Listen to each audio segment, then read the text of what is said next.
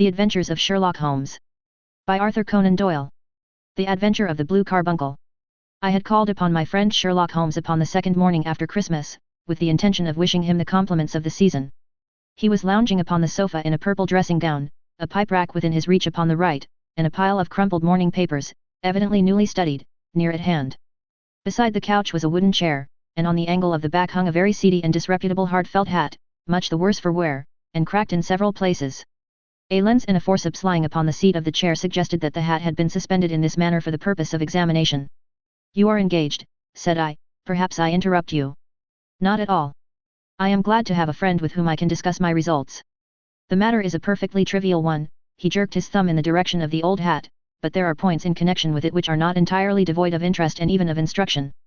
I seated myself in his armchair and warmed my hands before his crackling fire, for a sharp frost had set in, and the windows were thick with the ice crystals.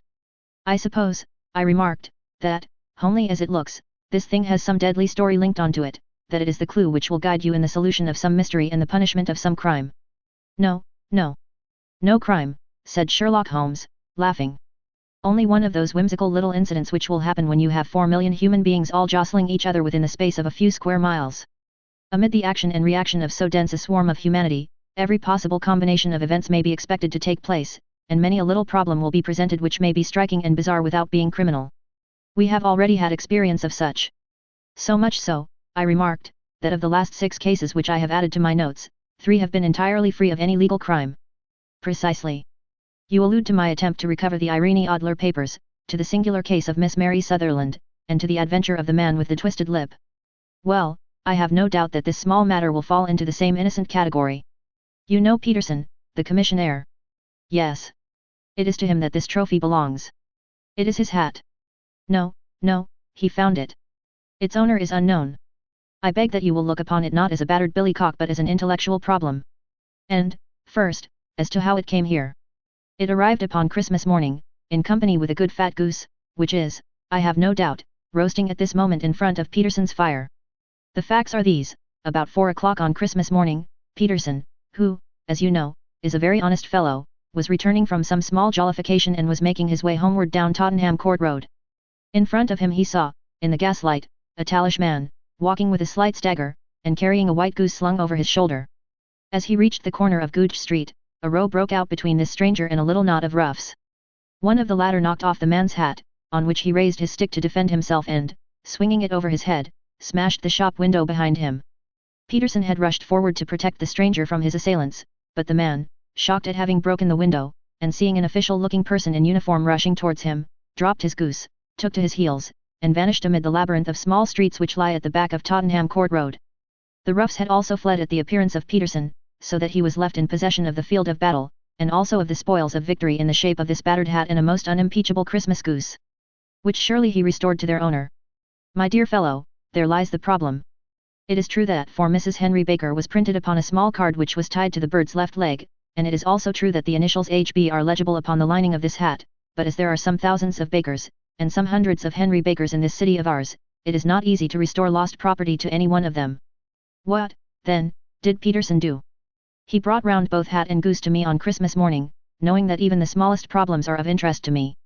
The goose we retained until this morning, when there were signs that, in spite of the slight frost, it would be well that it should be eaten without unnecessary delay. Its finder has carried it off, therefore, to fulfill the ultimate destiny of a goose, while I continue to retain the hat of the unknown gentleman who lost his Christmas dinner. Did he not advertise? No. Then, what clue could you have as to his identity? Only as much as we can deduce. From his hat. Precisely. But you are joking. What can you gather from this old battered felt? Here is my lens. You know my methods. What can you gather yourself as to the individuality of the man who has worn this article? I took the tattered object in my hands and turned it over rather ruefully. It was a very ordinary black hat of the usual round shape, hard and much the worse for wear. The lining had been of red silk, but was a good deal discolored. There was no maker's name, but, as Holmes had remarked, the initials HB were scrawled upon one side. It was pierced in the brim for a hat securer, but the elastic was missing. For the rest, it was cracked, exceedingly dusty, and spotted in several places, although there seemed to have been some attempt to hide the discolored patches by smearing them with ink. "I can see nothing," said I, handing it back to my friend. "On the contrary, Watson, you can see everything. You fail, however, to reason from what you see. You are too timid in drawing your inferences. Then, pray tell me what it is that you can infer from this hat. He picked it up and gazed at it in the peculiar introspective fashion which was characteristic of him. It is perhaps less suggestive than it might have been, he remarked, and yet there are a few inferences which are very distinct, and a few others which represent at least a strong balance of probability. That the man was highly intellectual is of course obvious upon the face of it, and also that he was fairly well to do within the last 3 years, although he has now fallen upon evil days. He had foresight, but has less now than formerly, pointing to a moral retrogression, which, when taken with the decline of his fortunes, seems to indicate some evil influence, probably drink, at work upon him. This may account also for the obvious fact that his wife has ceased to love him. My dear Holmes. He has, however, retained some degree of self-respect, he continued, disregarding my remonstrance. He is a man who leads a sedentary life, goes out little, is out of training entirely, is middle-aged, has grizzled hair which he has had cut within the last few days, and which he anoints with lime cream. These are the more patent facts which are to be deduced from his hat. Also, by the way, that it is extremely improbable that he has gas laid on in his house. You are certainly joking, Holmes. Not in the least. Is it possible that even now, when I give you these results, you are unable to see how they are attained? I have no doubt that I am very stupid, but I must confess that I am unable to follow you. For example, how did you deduce that this man was intellectual? For answer Holmes clapped the hat upon his head. It came right over the forehead and settled upon the bridge of his nose. It is a question of cubic capacity, said he, a man with so large a brain must have something in it. The decline of his fortunes, then. This hat is 3 years old. These flat brims curled at the edge came in then. It is a hat of the very best quality. Look at the band of ribbed silk and the excellent lining. If this man could afford to buy so expensive a hat 3 years ago, and has had no hat since, then he has assuredly gone down in the world. Well, that is clear enough, certainly. But how about the foresight and the moral retrogression? Sherlock Holmes laughed. Here is the foresight, said he putting his finger upon the little disc and loop of the hat securer. They are never sold upon hats. If this man ordered one, it is a sign of a certain amount of foresight, since he went out of his way to take this precaution against the wind. But since we see that he has broken the elastic and has not troubled to replace it, it is obvious that he has less foresight now than formerly, which is a distinct proof of a weakening nature. On the other hand, he has endeavored to conceal some of these stains upon the felt by daubing them with ink, which is a sign that he has not entirely lost his self-respect. Your reasoning is certainly plausible. The further points, that he is middle-aged, that his hair is grizzled, that it has been recently cut, and that he uses lime cream, are all to be gathered from a close examination of the lower part of the lining. The lens discloses a large number of hair ends, clean cut by the scissors of the barber. They all appear to be adhesive, and there is a distinct odor of lime cream. This dust, you will observe, is not the gritty, grey dust of the street but the fluffy brown dust of the house, showing that it has been hung up indoors most of the time, while the marks of moisture upon the inside are proof positive that the wearer perspired very freely, and could therefore, hardly be in the best of training. But his wife, you said that she had ceased to love him. This hat has not been brushed for weeks. When I see you, my dear Watson, with a week's accumulation of dust upon your hat, and when your wife allows you to go out in such a state, I shall fear that you also have been unfortunate enough to lose your wife's affection. But he might be a bachelor. Nay, he was bringing home the goose as a peace offering to his wife. Remember the card upon the bird's leg. You have an answer to everything. But how on earth do you deduce that the gas is not laid on in his house? 1 tallow stain, or even 2, might come by chance, but when I see no less than 5, I think that there can be little doubt that the individual must be brought into frequent contact with burning tallow, walks upstairs at night probably with his hat in one hand and a guttering candle in the other. Anyhow, he never got tallow stains from a gas jet. Are you satisfied? Well, it is very ingenious, said I, laughing, but since, as you said just now, there has been no crime committed, and no harm done save the loss of a goose, all this seems to be rather a waste of energy. Sherlock Holmes had opened his mouth to reply, when the door flew open, and Peterson, the commissionaire, rushed into the apartment with flushed cheeks and the face of a man who is dazed with astonishment. The goose, Mr. Holmes. The goose, sir, he gasped. Eh? What of it, then? Has it returned to life and flapped off through the kitchen window? Holmes twisted himself round upon the sofa to get a fairer view of the man's excited face. See here, sir. See what my wife found in its crop. He held out his hand and displayed upon the center of the palm a brilliantly scintillating blue stone, rather smaller than a bean in size, but of such purity and radiance that it twinkled like an electric point in the dark hollow of his hand. Sherlock Holmes sat up with a whistle. By Jove, Peterson, said he, this is treasure trove indeed. I suppose you know what you have got. A diamond, sir? A precious stone. It cuts into glass as though it were putty. It's more than a precious stone. It is the precious stone. Not the Countess of Morcar's blue carbuncle. I ejaculated. Precisely so. I ought to know its size and shape, seeing that I have read the advertisement about it in the Times every day lately. It is absolutely unique, and its value can only be conjectured, but the reward offered of £1,000 is certainly not within a 20th part of the market price. £1,000. Great Lord of mercy! The commissionaire plumped down into a chair and stared from one to the other of us. That is the reward, and I have reason to know that there are sentimental considerations in the background which would induce the Countess to part with half her fortune if she could but recover the gem. It was lost, if I remember aright, at the Hotel Cosmopolitan, I remarked. Precisely so, on December 22nd, just 5 days ago. John Horner, a plumber, was accused of having abstracted it from the lady's jewel case. The evidence against him was so strong that the case has been referred to the assizes. I have some account of the matter here, I believe. He rummaged amid his newspapers, glancing over the dates, until at last he smoothed one out, doubled it over, and read the following paragraph. Hotel Cosmopolitan jewel robbery. John Horner, 26, plumber, was brought up upon the charge of having upon the 22nd inst, abstracted from the jewel case of the Countess of Morcar the valuable gem known as the blue carbuncle. James Ryder, upper attendant at the hotel, gave his evidence to the effect that he had shown Horner up to the dressing room of the Countess of Morcar upon the day of the robbery in order that he might solder the second bar of the grate, which was loose. He had remained with Horner some little time, but had finally been called away. On returning, he found that Horner had disappeared, that the bureau had been forced open, and that the small morocco casket in which, as it afterwards transpired, the Countess was accustomed to keep her jewel, was lying empty upon the dressing table. Ryder instantly gave the alarm, and Horner was arrested the same evening, but the stone could not be found either upon his person or in his rooms. Catherine Cusack, maid to the Countess, deposed to having heard Ryder's cry of dismay on discovering the robbery, and to having rushed into the room, where she found matters as described by the last witness. Inspector Bradstreet, B Division, gave evidence as to the arrest of Horner, who struggled frantically, and protested his innocence in the strongest terms. Evidence of a previous conviction for robbery having been given against the prisoner, the magistrate refused to deal summarily with the offence, but referred it to the assizes. Horner, who had shown signs of intense emotion during the proceedings, fainted away at the conclusion and was carried out of court.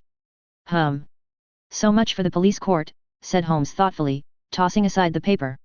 The question for us now to solve is the sequence of events leading from a rifled jewel case at one end to the crop of a goose in Tottenham Court Road at the other. You see, Watson, our little deductions have suddenly assumed a much more important and less innocent aspect.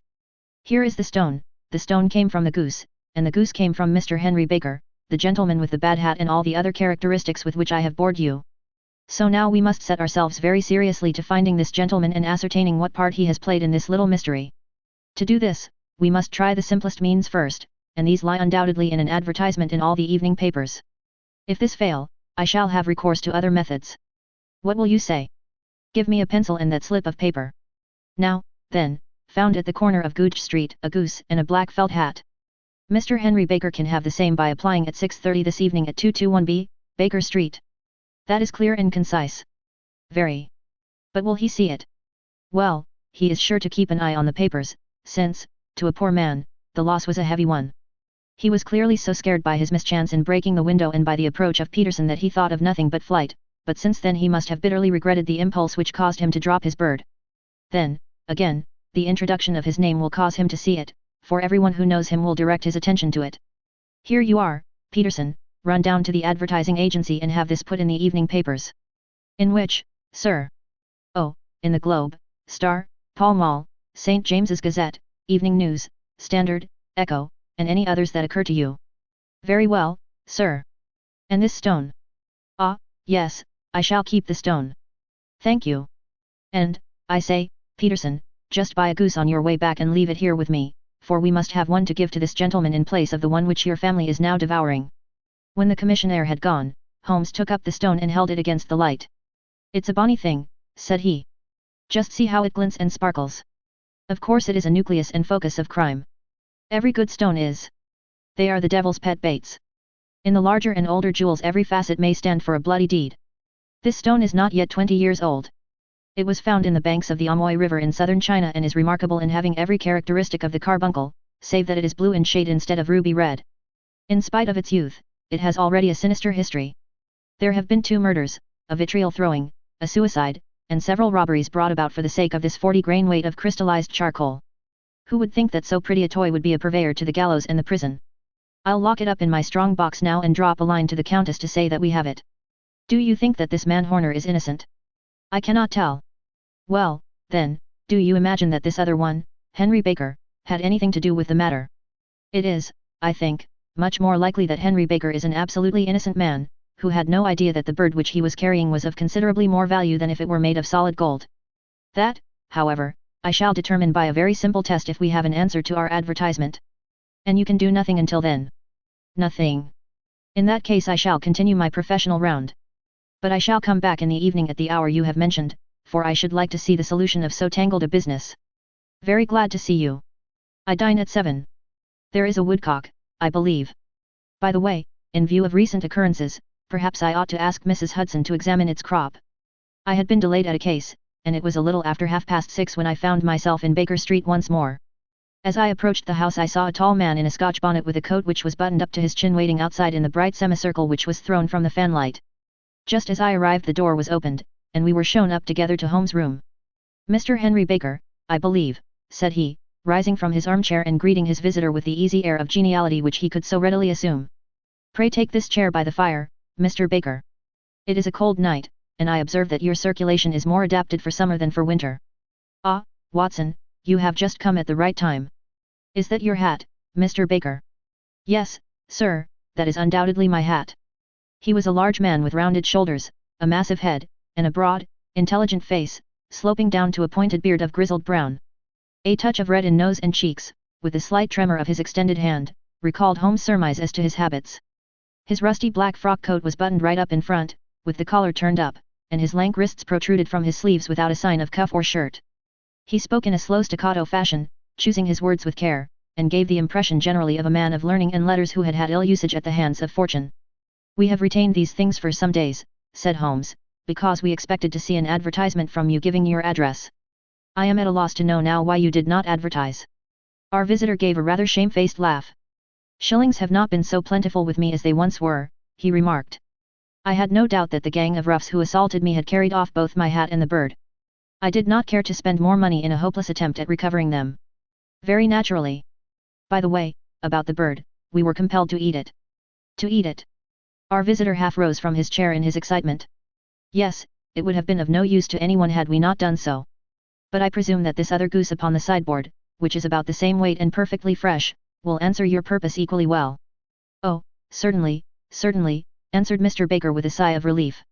Of course, we still have the feathers, legs, crop, and so on of your own bird, so if you wish. The man burst into a hearty laugh. They might be useful to me as relics of my adventure, said he, but beyond that I can hardly see what use the disjecta membra of my late acquaintance are going to be to me. No, sir, I think that, with your permission, I will confine my attentions to the excellent bird which I perceive upon the sideboard. Sherlock Holmes glanced sharply across at me with a slight shrug of his shoulders.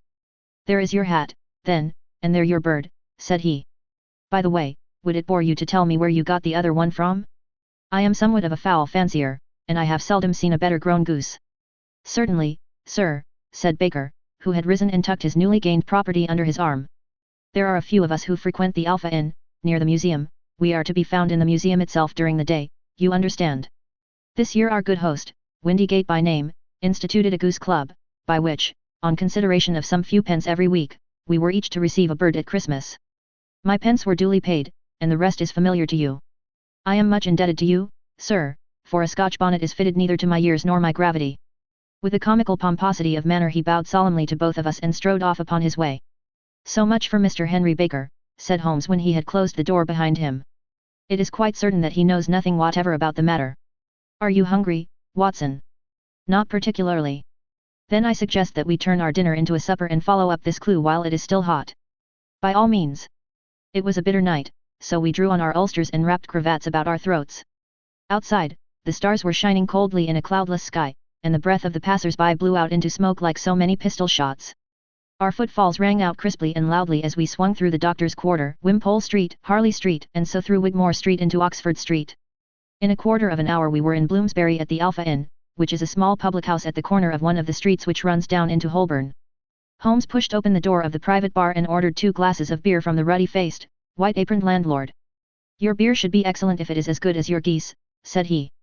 My geese. The man seemed surprised. Yes. I was speaking only half an hour ago to Mr. Henry Baker, who was a member of your goose club. Ah, yes, I see. But you see, sir, them's not our geese. Indeed. Whose, then? Well, I got the 24 from a salesman in Covent Garden. Indeed? I know some of them. Which was it? Breckenridge is his name. Ah. I don't know him. Well, here's your good health, landlord, and prosperity to your house. Good night. Now for Mr. Breckenridge, he continued, buttoning up his coat as we came out into the frosty air. Remember, Watson, that though we have so homely a thing as a goose at one end of this chain, we have at the other a man who will certainly get 7 years penal servitude unless we can establish his innocence. It is possible that our inquiry may but confirm his guilt, but, in any case, we have a line of investigation which has been missed by the police, and which a singular chance has placed in our hands. Let us follow it out to the bitter end. Faces to the south, then, and quick march. We passed across Holborn, down Endell Street, and so through a zigzag of slums to Covent Garden Market. One of the largest stalls bore the name of Breckenridge upon it, and the proprietor, a horsey-looking man, with a sharp face and trim side whiskers, was helping a boy to put up the shutters. Good evening. It's a cold night, said Holmes. The salesman nodded and shot a questioning glance at my companion. Sold out of geese, I see, continued Holmes, pointing at the bare slabs of marble. Let you have 500 tomorrow morning. That's no good. Well, there are some on the stall with the gas flare. Ah, but I was recommended to you. Who by? The landlord of the Alpha. Oh, yes, I sent him a couple of dozen. Fine birds they were, too. Now where did you get them from? To my surprise the question provoked a burst of anger from the salesman. Now, then, mister, said he, with his head cocked and his arms akimbo, what are you driving at? Let's have it straight, now. It is straight enough. I should like to know who sold you the geese which you supplied to the Alpha. Well then, I shan't tell you. So now. Oh, it is a matter of no importance, but I don't know why you should be so warm over such a trifle. Warm? You'd be as warm, maybe, if you were as pestered as I am. When I pay good money for a good article there should be an end of the business, but it's where are the geese, and who did you sell the geese to, and what will you take for the geese? One would think they were the only geese in the world, to hear the fuss that is made over them. Well, I have no connection with any other people who have been making inquiries, said Holmes carelessly. If you won't tell us the bet is off, that is all. But I'm always ready to back my opinion on a matter of fowls, and I have a fiver on it that the bird I ate is country bred. Well, then, you've lost your fiver, for it's town bred, snapped the salesman. It's nothing of the kind. I say it is. I don't believe it. Do you think you know more about fowls than I, who have handled them ever since I was a nipper? I tell you, all those birds that went to the Alpha were town bred. You'll never persuade me to believe that. Will you bet, then? It's merely taking your money, for I know that I am right. But I'll have a sovereign on with you, just to teach you not to be obstinate. The salesman chuckled grimly. Bring me the books, Bill, said he. The small boy brought round a small thin volume and a great greasy-backed one, laying them out together beneath the hanging lamp.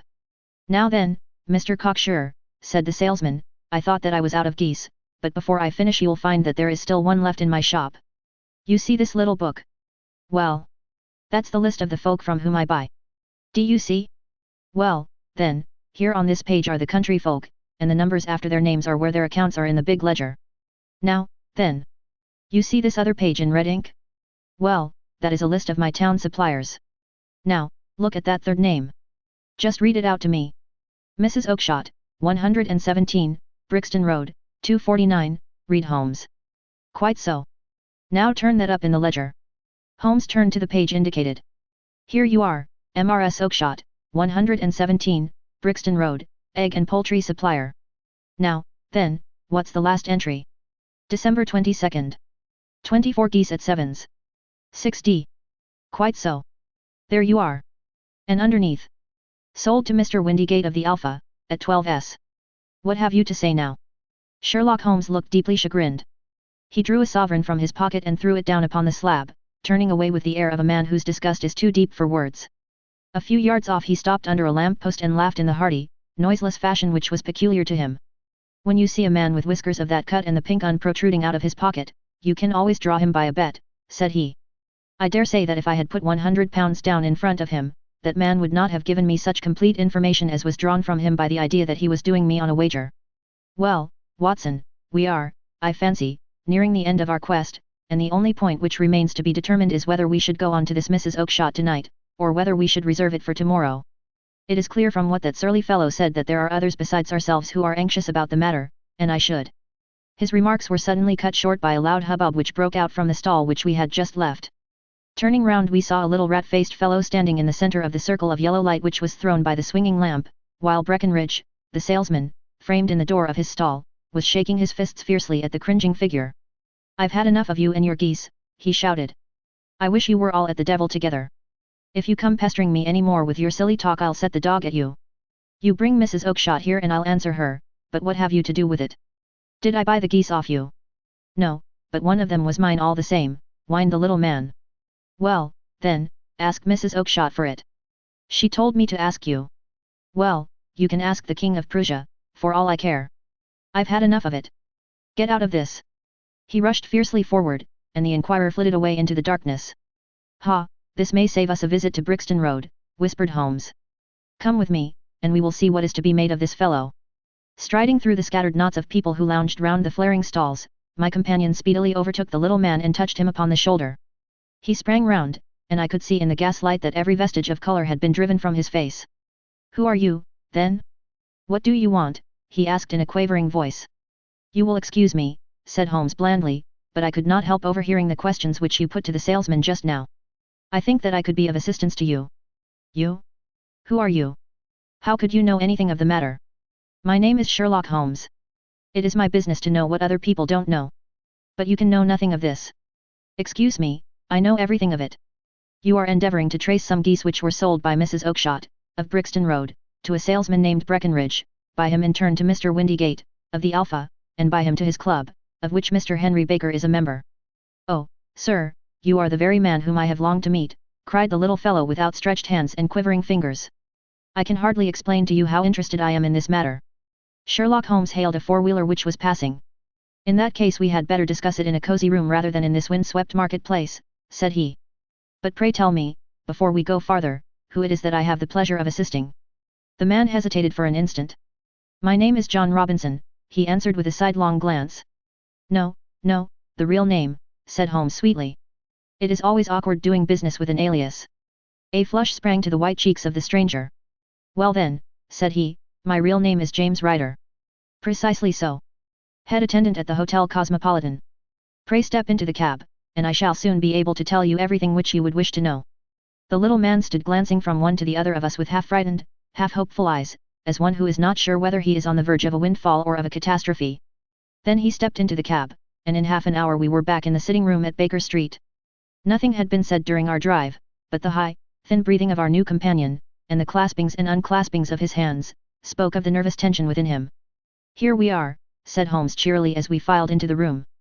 "The fire looks very seasonable in this weather. You look cold, Mr. Ryder. Pray take the basket chair. I will just put on my slippers before we settle this little matter of yours. Now, then. You want to know what became of those geese?" "Yes, sir. Or rather, I fancy, of that goose. It was one bird, I imagine, in which you were interested, white, with a black bar across the tail." Ryder quivered with emotion. "Oh, sir," he cried, "can you tell me where it went to?" "It came here." "Here?" "Yes, and a most remarkable bird it proved. I don't wonder that you should take an interest in it. It laid an egg after it was dead, the bonniest, brightest little blue egg that ever was seen. I have it here in my museum." Our visitor staggered to his feet and clutched the mantelpiece with his right hand. Holmes unlocked his strong box and held up the blue carbuncle, which shone out like a star, with a cold, brilliant, many-pointed radiance. Ryder stood glaring with a drawn face, uncertain whether to claim or to disown it. "The game's up, Ryder," said Holmes quietly. "Hold up, man, or you'll be into the fire. Give him an arm back into his chair, Watson. He's not got blood enough to go in for felony with impunity. Give him a dash of brandy. So.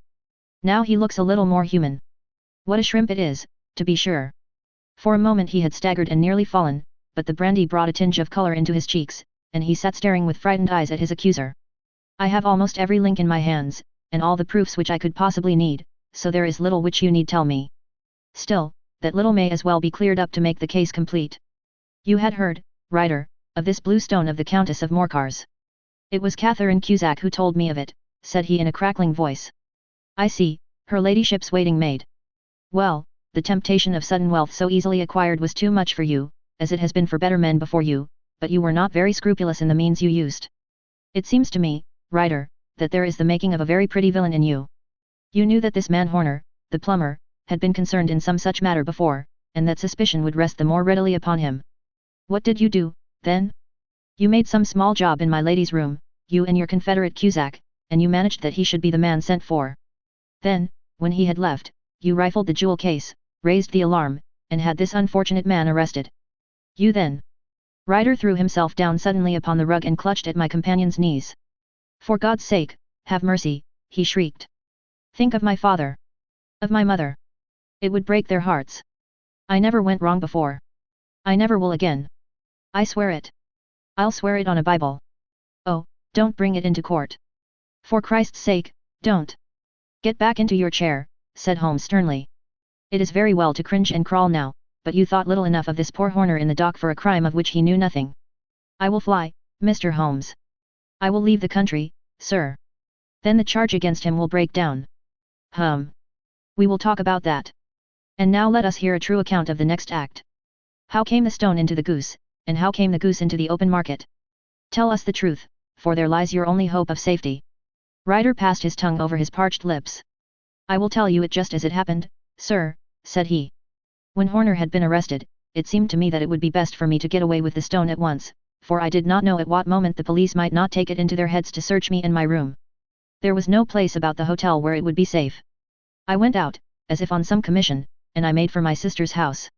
She had married a man named Oakshott, and lived in Brixton Road, where she fattened fowls for the market. All the way there every man I met seemed to me to be a policeman or a detective, and, for all that it was a cold night, the sweat was pouring down my face before I came to the Brixton Road. My sister asked me what was the matter, and why I was so pale, but I told her that I had been upset by the jewel robbery at the hotel. Then I went into the backyard and smoked a pipe and wondered what it would be best to do. I had a friend once called Maudsley, who went to the bad, and has just been serving his time in Pentonville. One day he had met me, and fell into talk about the ways of thieves, and how they could get rid of what they stole. I knew that he would be true to me, for I knew one or two things about him, so I made up my mind to go right on to Kilburn, where he lived, and take him into my confidence. He would show me how to turn the stone into money. But how to get to him in safety? I thought of the agonies I had gone through in coming from the hotel. I might at any moment be seized and searched, and there would be the stone in my waistcoat pocket. I was leaning against the wall at the time and looking at the geese which were waddling about round my feet, and suddenly an idea came into my head which showed me how I could beat the best detective that ever lived. My sister had told me some weeks before that I might have the pick of her geese for a Christmas present, and I knew that she was always as good as her word. I would take my goose now, and in it I would carry my stone to Kilburn. There was a little shed in the yard, and behind this I drove one of the birds, a fine big one, white, with a barred tail. I caught it, and prying its bill open, I thrust the stone down its throat as far as my finger could reach. The bird gave a gulp, and I felt the stone pass along its gullet and down into its crop. But the creature flapped and struggled, and out came my sister to know what was the matter. As I turned to speak to her the brute broke loose and fluttered off among the others. "Whatever were you doing with that bird, Jem?" says she. "Well," said I, "you said you'd give me one for Christmas, and I was feeling which was the fattest." "Oh," says she, "we've set yours aside for you, Jem's bird, we call it. It's the big white one over yonder. There's 26 of them, which makes one for you, and one for us, and 2 dozen for the market." "Thank you, Maggie," says I, "but if it is all the same to you, I'd rather have that one I was handling just now." "The other is a good 3 pound heavier," said she, "and we fattened it expressly for you." "Never mind.